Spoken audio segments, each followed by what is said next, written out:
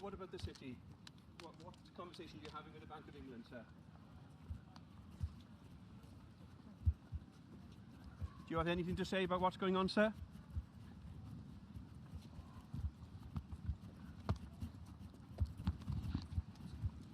Are you planning to reverse the announcement you made last Friday, sir?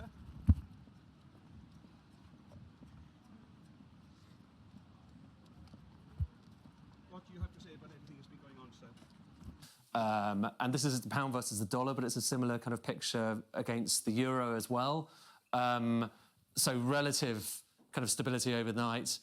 That was more or less where the statement happened. So you see that point where it kind of picks up a little bit, and then perhaps as people are digesting it, it's down by about a full cent against the dollar in a matter of a few seconds. So these kinds of lines, when currencies fall abruptly, immediately, in a kind of vertical manner, that's the kind of thing that is quite disturbing. Now, we'll have to wait and see what happens next.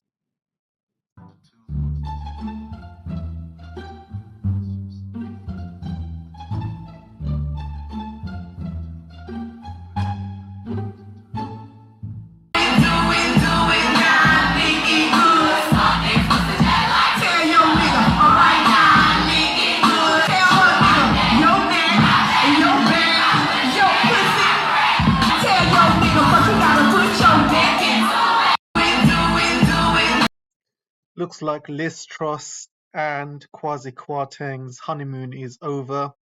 As you can see, as of now, the dollar is almost reaching the pound as a parity. Right now, £1 equals $1.08. Yesterday, it was $1.03. And I wouldn't be surprised if the pound starts tumbling further down and going below the dollar.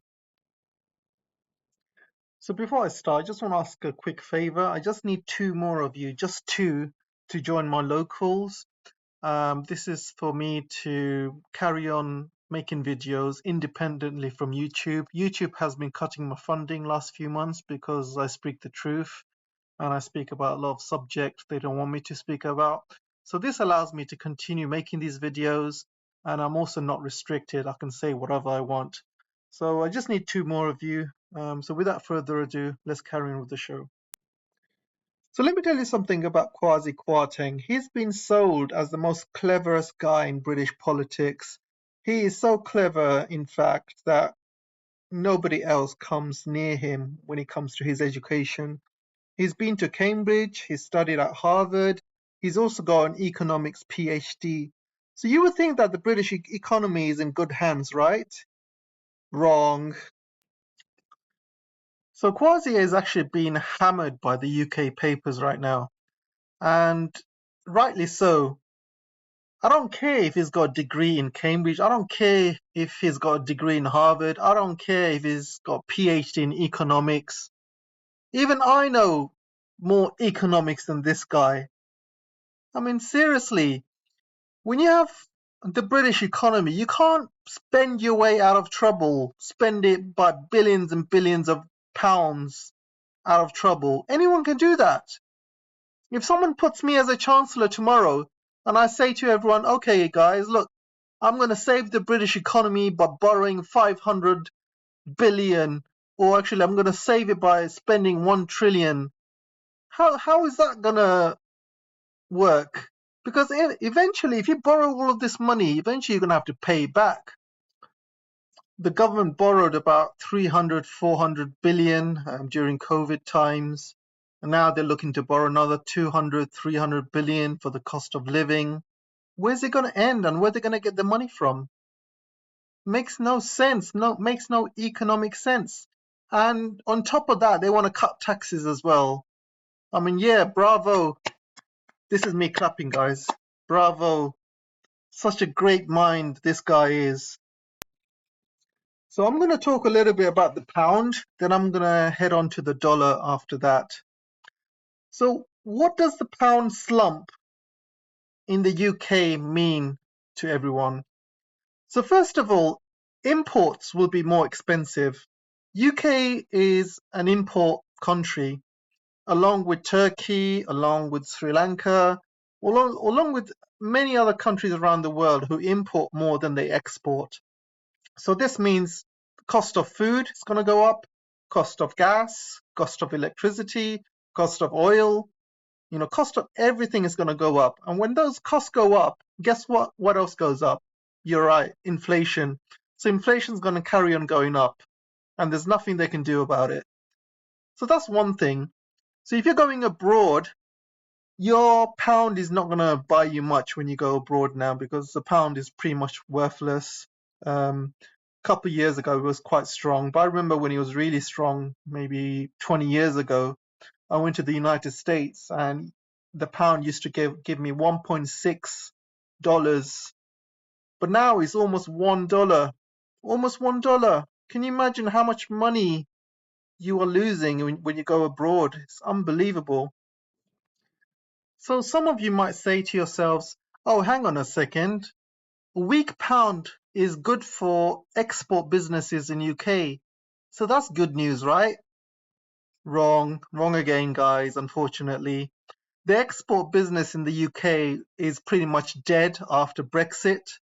Most companies who had been exporting to the Eurozone, most of them have moved to Europe, or they've stopped trading with Europe because of the red tape, because it's more expensive. And a lot of the businesses have stopped trading completely with the Eurozone. And the British exports has gone down so badly that we don't hardly have anything to export anymore. And manufacturers pretty much gone down the pan. We don't have much of a manufacturing industry anymore. We used to have a very good car industry, steel industry. They're pretty much dead in the water, taken over by Chinese EV companies and German companies as well, and also Tesla and Ford and many other US companies. British manufacturing, British production is pretty much dead. So we have nothing to export, guys. So we're not taking advantage of this weak pound. So that theory goes out the window. So let's talk about interest rates. So the Fed, Mr. Powell, vows to raise interest rates to fight inflation until the job is done. So you know what this means. There's going to be more interest rates going up, and it's going to go back to those historic times when interest rates were sky high. We're talking about 15, 16%, probably more. That's as far as I can remember in my time. But guess what? The British Bank of England exactly follows what the Fed is saying, exactly word to word. So whenever the Fed mentions something like this, they will vow to release rates to fight inflation. The Bank of England boss said the same thing. You can see the governor of the Bank of England, Andrew Bailey, said that interest rates will be raised if needed to reach the 2% inflation target. He said, we will not hesitate to change interest rates as necessary to return to the 2% target sustainably in the medium term, in line with the remit. So he's basically also saying the same thing as the Fed is going to raise interest rates until he can get inflation in control. And the Bank of England has been following the United States Fed for years. Because they are a satellite state. Whenever the US interest rates rises, the Bank of England rates rise as well. If the US interest rate falls, the Bank of England rates falls as well. So they pretty much work in conjunction with each other. The problem with that tactic is one of the currencies is the world reserve currency. We're talking about the dollar, and the British pound is not.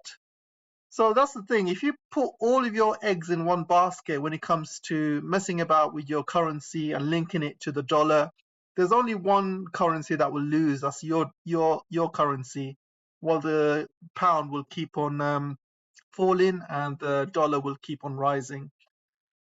So why is the dollar keep on rising then? So let me tell you something. There is a shortage of dollars in the world. And you might say to me, hang on a second, why is there a shortage? The US has been printing trillions and trillions of dollars. So what's going on? Well, let me tell you something. Even if they printed trillions of dollars, not all of those dollars go into circulation, because if they start putting all of that dollars into circulation, inflation will go out of control. It will go into hyperinflation. So some of the money gets trickled down, but not all of it. So there's a couple of reasons why the US dollar is so strong.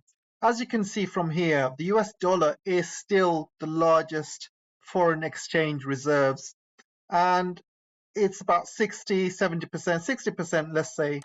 And this is because you still need the dollar to buy a lot of goods around the world. You still need the dollar to buy oil, you still need the dollar to buy gas, you still need the dollar to buy food, agricultural products, especially from the United States, and many other things as well, gold and other materials, chips, and most of the countries around the world still deal with dollar.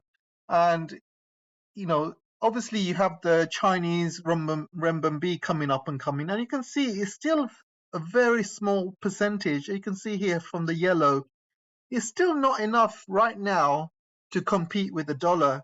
Yeah, it might take them another 10 years or so to get a bigger market share, but right now, US is still the largest holder of foreign exchange. So let me go down to this graph now, and you can see this is the share of all of the exports. And in the Americas, and the Americas include Canada, South America, Caribbean, you can see that almost over 90% of the trade or exports are done in dollars.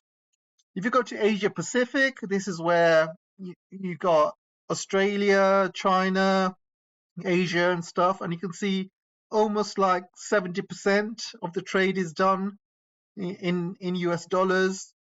And in Europe, most of it's done in euro, and obviously because they trade with each other in euros. And also you have the rest of the world, and because the rest of the world includes Saudi Arabia, Africa, and things like that, and they also trade in US dollars. So you can see US dollar still holds the cards when it comes to currency. And this is why countries around the world, and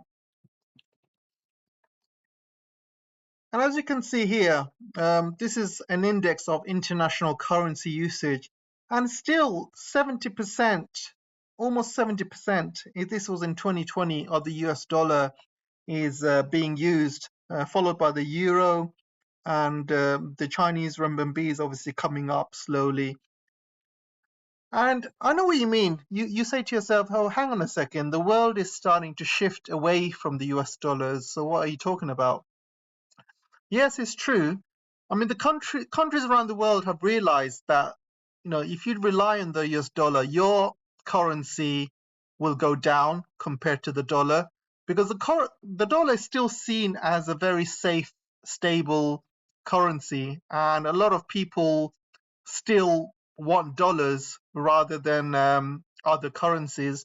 And this is why there's a shortage of dollars around the world, because the dollar is so high at the moment and it's doing so well, everybody wants the dollar. And there's countries like obviously the BRICS who want to start using their own reserve currency, but that's still in talking stage at the moment. There's obviously the Chinese yuan, which is rising, but it's still not rising enough. It's still going to take another 10 years, 20 years to maybe catch up to the dollar. These things take a bit of time. These things cannot be done overnight. And then you still have countries such as Saudi Arabia. And if you want to buy oil from Saudi Arabia, you got to buy it in dollar. It's called the petrodollar. And it's the same in Dubai as well, Qatar, for example, Iraq even. I know you might say, what about Russia? And correct. I mean, these stats go back to 2020. So obviously the 2022 stats have not come out yet. So we're just going by the 2020 figures. But it'll be interesting to see what the figures are like right now. Because as you know, Russia used to trade in US dollars, but not anymore. Now it's trading with its own currency. It's trading with the Chinese yuan. And also, it's also selling a lot of wheat and other raw materials in its own currency as well. So things are changing, and it'll be interesting to see what the figures are like in 2022. But one thing's for sure, the US dollar is still at the top, is still being used most in the world. And that 60-70% right now is probably going to go down to like 50 to 60%. And the euro has probably gone straight down as well.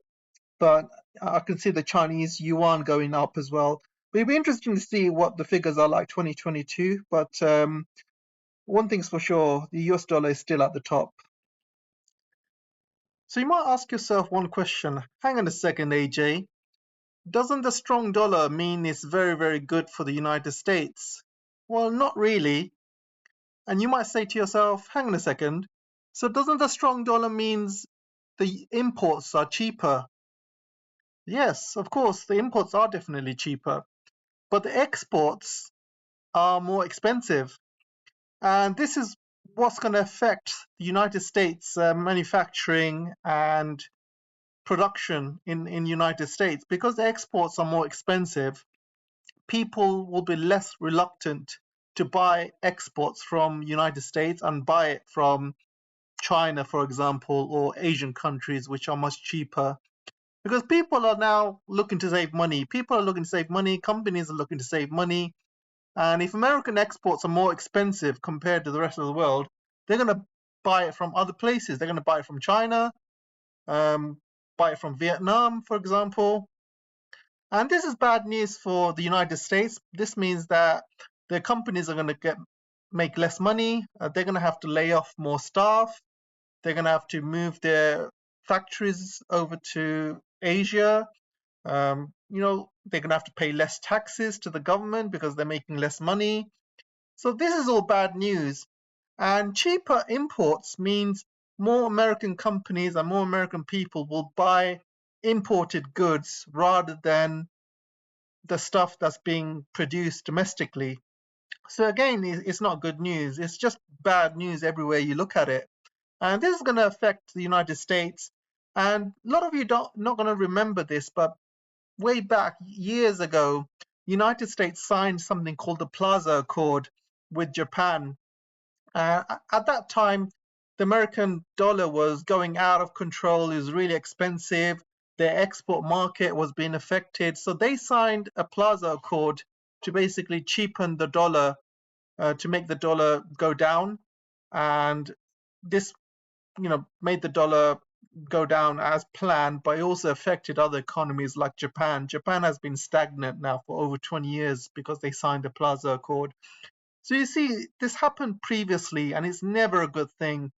And if this continues, the manufacturing will be affected in United States, exports will be affected, companies will be affected, and most importantly, consumers will be affected. And the consumers are always the most affected because whenever businesses make less profit or the raw materials are more expensive, they always put these costs towards the customer instead, rather than taking off their profits.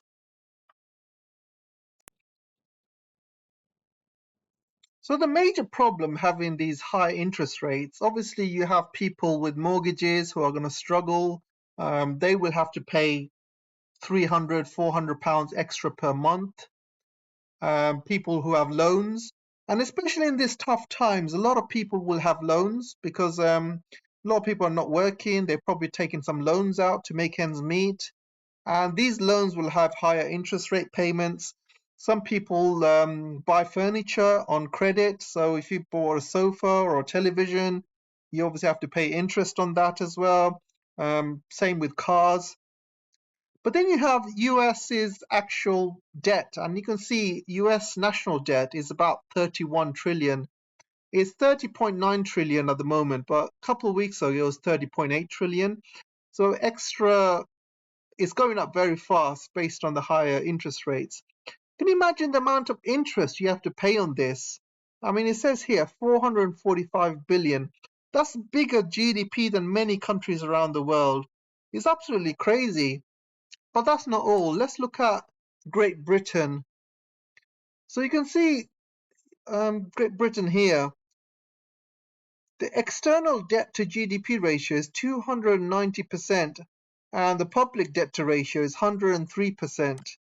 And you can pretty much say that the UK is pretty much stuffed, because when you look at the external debt to GDP ratio, 290%, compare it to the other countries, UK is currently the highest.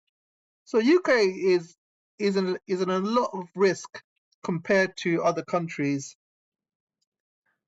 So another effect of having a strong dollar and raising interest rates, you can see here, Australia's central bank has equity wiped out by billions in bond losses. I think they have lost around 30 billion just because I think this was in 21st of September. And it's just going to get a lot worse, guys, lot worse. This is just the beginning. And any country out there who has got its financial system linked to the US system, linked to the dollar, you are most at risk. And I'm talking about, I'm talking about Britain, I'm talking about Australia, I'm talking about Canada, I'm talking about any United States friendly countries who have got their financial systems totally linked to the US. They're going to be most at risk. And this is why you see Britain collapsing, Australia collapsing, and other countries following suit. And Japan is also a very lot under pressure, and so is South Korea as well. But for this video, I'm just going to focus on the UK economy because mainly I live in UK and I know a lot about the UK economy. So one of the other things that this problem is with the falling pound is also loses confidence. You lose confidence with your businesses, you lose confidence with your treasuries, your bonds. So what you'll find is a lot of businesses, if they lose confidence in a particular currency or a particular country, you will see them move out. And you can see already, as the chairman has said, that the government is gambling with the UK economy.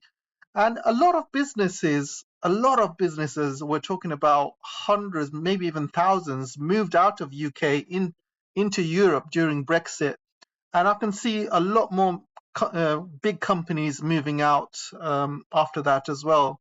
No company is going to invest in UK. No company is going to think to themselves, oh, look, UK is so attractive. Look at the falling pound. Look at the falling economy. Let me invest in UK and lose all my money. Nobody's going to want that. Nobody's going to invest in UK. So the investment is actually going to go out of UK.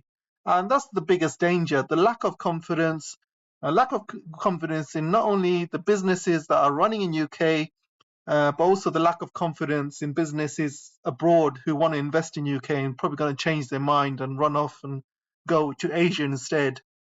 I made a video yesterday how German companies are moving to United States. German companies also moving to China. And you can see a big exodus of companies moving away from UK as well. And I wouldn't be surprised, to be honest. So apparently the Tories are very angry with these two, Liz Truss and Kwasi Kwarteng, and together they are completely destroying the UK economy. I made this prediction a few weeks ago. If you look at my previous videos, if you don't believe me, you can check out this video, 6 disasters Liz Truss could cause the United Kingdom and completely destroy it. So I have looked at every single British paper, and not one single paper has actually admitted the truth or admitted a way out of this mess. And everybody's saying doom and gloom, there's nothing we can do, blah, blah, blah, blame Putin, blah, blah, blah. But not one of them has actually come up with a good suggestion to get out of this mess. I mean, I'll give you a couple of suggestions. Why don't you stop these bloody sanctions against Russia and roll them back and start talking to Russia, start coming up with a peace deal? That's the first thing. Second thing, why don't you nationalize these British gas companies who are making 170 billion, 200 billion a year through these profits, nationalize it and put that money into good use. That way people are not in debt, you're not borrowing money, that money is already there. You know, in pure emergencies, it's okay to nationalize these major conglomerates. And we are living in an emergency at the moment. The whole, you know, not only Britain will collapse, the whole world is looking to collapse, whole Western world anyway. So that's one thing. I mean, Putin's going to be mobilizing his troops in Ukraine. And what does this mean? So I'll tell you what it means. It just means that the West will have to pay more money to support Ukraine. So Putin has sent all of these troops into, obviously, Kherson and Donbass and Luhansk. They're going to be pushing to kill more Ukrainian troops. They'll be pushing to destroy more Ukrainian equipment. They'll be taking more land. And if the West don't do anything about it, they will pretty much overrun Ukraine very easily within the next month or two. And the USA will not want that. The Europeans will not want that. Biden has recently sent 3 more billion of aid to Ukraine, and the EU has sent 5 billion in loans to Ukraine. They're going to have to spend more money now because they've spent so much money. They've given so much money to Ukraine. There's no turning back. They're just all going to have to double down. You know, they're in a quagmire now, and they know it. They have no choice but to keep pushing money into Ukraine, because if they stop now, Ukraine will most likely collapse, and the United States will not want that. The EU will not want that, especially after everything they've done until now, push weapons into Ukraine, given money to Ukraine, and see all of that money. You know, if they stop all of that money now and Ukraine collapses, it's going to be their fault. It's going to be like another Afghanistan. So they're not going to want that. So they will double down and keep putting money into Ukraine. And check out this article here. Fed rate hikes won't bring down inflation as long as government spending stays high, which is absolutely right.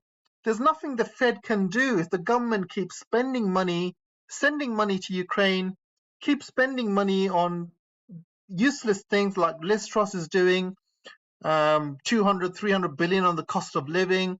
Then you got the Germans spending money bailing out all of these German companies. You know, the cheap gas coming from Russia is over. So all you have now is all of these European companies scrambling around, spending money, like Britain, like Germany. So you see, not one paper is asking for end to war. This is the best solution. Get Russia and Ukraine to negotiate a peaceful solution. Stop sending weapons, stop sending money to Ukraine, stop turning this into some sort of proxy war, and stop antagonizing Russia. There's an easy way to stop this. But they're not going to think like that. These papers, these mainstream media, they're all part of the same narrative. You know, they push for war in the beginning. They're the ones that are pushing for weapons to go in there. Liz Truss was asking for British people to go into Ukraine and fight as volunteers. You know, this is the West. They have been prolonging this war. They have been pushing for this war. What they did not expect is these sanctions to backfire on them. And this is exactly what's happened. They went ahead with these sanctions without even thinking about how these sanctions would affect their own economies. Any average monkey can look at it from a distance and see that these sanctions are not going to hurt Russia. They're going to hurt the Western economies more. Because when you take away the cheap Russian gas, which Europe has been using for years to be competitive with the rest of the world, when you take that cheap Russian gas away, what are you going to replace it with? Expensive LNG coming from United States, which is 10 times more expensive. Then you have to build all the infrastructure. Then you need more tankers. Where are you going to get that money from? The Western companies, the Western countries are now realizing that these sanctions have hurt them more than it's hurt Russia.